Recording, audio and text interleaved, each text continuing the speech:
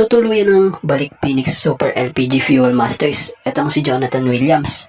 Kung saan, kinonperma yan at winelcome na rin ng Fuel Masters sa kanilang FB page. So tuluyan ng pinalitan sa pwesto nitong si Jonathan Williams, itong si James Dickey III. So sayang, mahusay pa naman din sana ang naging stint ni James Dickey III dito sa Phoenix, kaya lang ito di umano'y nagka-injury. So timing din naman at maswerte ang Phoenix Fuel Masters na nakuha nila itong subok na at kalidad na import din na si Jonathan Williams. So balitay excited na sila Coach Charles na makasama si Jonathan Williams dahil na nga rin alam nila coach ang kayang maitulong nito sa team. Sa ngayon, balitay ang challenge sa kanila itong si Jonathan Williams ay nakakaisang practice pa lamang dahil na nga sa wala ng oras sa pagpaprepare at tapos ngayong Friday makakalaban pa nila itong TNT. So sa mga hindi nga po nakakaalam, subok na talaga sa Phoenix Super LPG Fuel Masters ang import na ito, kung saan nadal niya pa nga noon sa semifinals ang team in the 2023-24 Commissioner's Cup, kung saan tinanghal pa nga siyang best import of the conference na umaverage per game ng 24.5 points per game, 16.4 rebounds per game, 5.2 assists per game, and 1.6 blocks per game sa loob ng 17 games. So matapos nga ang paglalaro rito sa PBA noon, nakapaglaro nga ito sa iba't ibang liga sa iba't ibang bansa, gaya sa Japan B-League, Kuwait, and London. At huling laro nito, bago muli siya makabalik ngayon sa Fuel Masters, dun sa liga sa Korea sa KBL para sa team ng Suwon KT. So batay sa mga nakikita nating mga laro nito sa mga huling napaglaruan nito, bago nga ito makabalik dito sa Fuel Masters, parang mas malakas pa nga siya kumpara noon. So mas malakas siya ngayon. At bukod pa doon parang mas lumapad pa nga yung katawan niya ngayon ng konti at mas lumakas pa nga sa ilalim. So ngayong Friday, makikita natin ang muling paglalaro nitong si Jonathan Williams para sa Phoenix Fuel Masters, kung saan makakabangga nga agad nito ang 7'3" big man na si Bolbol. Speaking of Ken Mark Carino, marami ang nagtataka at nakakapansin na bakit magpahanggang ngayon di pa natin nakikitang maglaro sa Hinebra si Ken Mark Carino, kahit pa may mga nakikitang video footage na nag-e-ensayo na ito. At kung matatandaan nyo, unang napabalita na rin na posibleng mid of April ay makapaglaro na ito. So sa estado, batay sa nakikita natin kay Ken Mark Carino, tila okay na ito dahil sa mga nakalipas nga pong mga laro or warm up ng Hinebra, nagsushooting na at kung minsan dumadunk na rin ito. So isa pa nga sa nakapagpakumbinsi sa atin itong naka-uniforme na talaga na siya. So about nga sa Hinebra, tila hindi nila minamadali ang paglalaro ni Ken Mark Carino dahil kung alam niyo lamang, para sa mga hindi nakakaalam ito ay galing nga po ito sa isang major injury or sabihin na nating ACL injury. So siguro yung ginagawa ng Hinebra dahil bago nga si Ken Mark Carino dito sa team at minsan nga lang po siya nakakasama sa mga ensayo pa dahil na nga rin sa naging pagre-recover niya, siguro inaantay pa nila coach team na makasabay ito sa sistema ng Hinebra dahil bukod sa bago siya sa sistema nitong si coach team, bago din para kay Ken Mark Carino ang position wing. Dahil kung matatandaan nyo una nang napabalitang plano itong gawing wing ni coach team dito sa Hinebra, hindi gaya nga sa nakasanayan niya na center. So bago ang wing na position na ito kay Ken Mark Carino. So isa pa sa nakikita natin or sa opinion natin possible baka nga sa playoffs na ito gamitin, lalo't sa ngayon ay kita namang kaya ng Hinebra at pasok na nga rin sila talaga sa playoffs.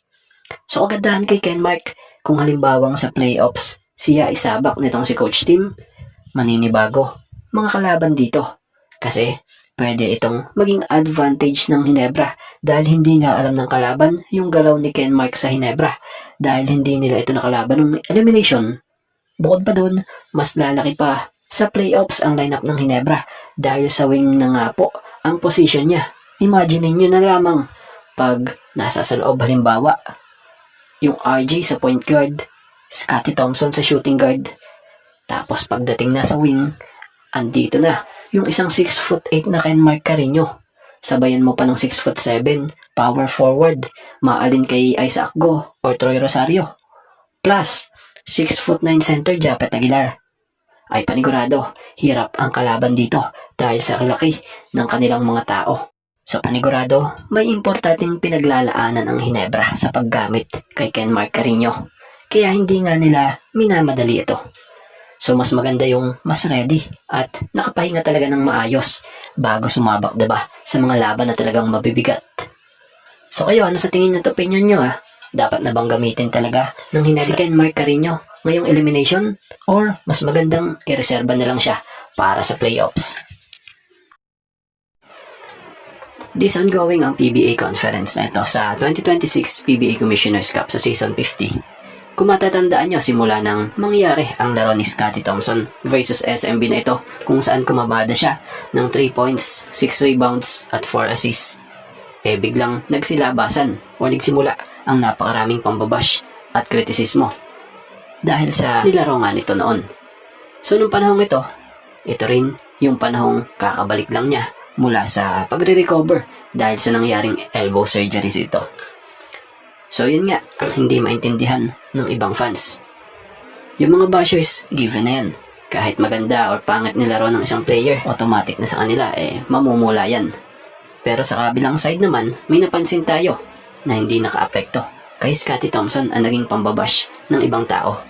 Bagkus parang naging motivasyon pa nga ito sa kanya.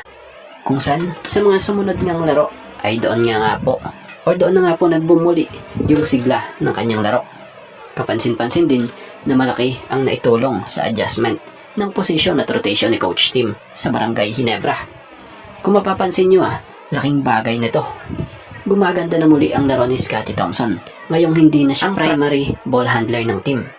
So dahil ngayon sa paglagay din ni Coach Tim kay RJ Abariento sa point guard position kung saan ngayong shooting guard na muli ang position ni Scottie, nakakapag-focus na nga muli ito sa mga ball off plays nila. Kung saan, mas madali na nga rin itong nakakapwesto sa rebounds at nakakakuha ng points and assists mula sa mga kickouts, cuts, and dives. Kung naaalala nyo yung LA and Scottie Thompson noon na pinagsasabay, ganun din nga po ngayon. Sa starters ay nilagay ni Coach Tim si RJ Abariento sa point guard position at itong si Scottie naman nilagay sa original niyang position bilang shooting guard. So mapapansin nyo sa pagpapatuloy ng liga sa kasalukuyang conference mas nagiging maganda nga po lalo ang ikot ng bola sa Hinebra dahil dalawa na nga po ang facilitator sa floor tulad nung time nila with LA. So asahan na hindi lang si Scottie ang magbe-benefits dito, pati na rin mga teammates nito dahil sa ganda nga po ng adjustment na ginagawa o ginawa nitong sila Coach Tim this ongoing ng conference na ito. Malaking bagay din na nabalik si Scottie sa original niyang pwesto dahil sample na nga yung RJ Abarientos. So, kita mo kung paano lumabas yung pagka-scorer nito na siyang naging malaking impact naman din sa Barangay Hinebra. Especially credit na rin sa mga teammates din nila na talagang nag-step up. Pero, kung kayo ang tatanungin, ano ang opinion nyo? Sa tingin nyo ba, bumalik na talaga ang tunay na laro ni Scottie Thompson? At bago nga ang lahat, baka naman po pwedeng makahingi ng isang subscription para sa ating channel or pakifollow na rin po kung nagustuhan nyo ang ating mga basketball update. At kung ito na may makakabigat para sa inyo, kahit isang like and share na lamang po. Maraming salamat po.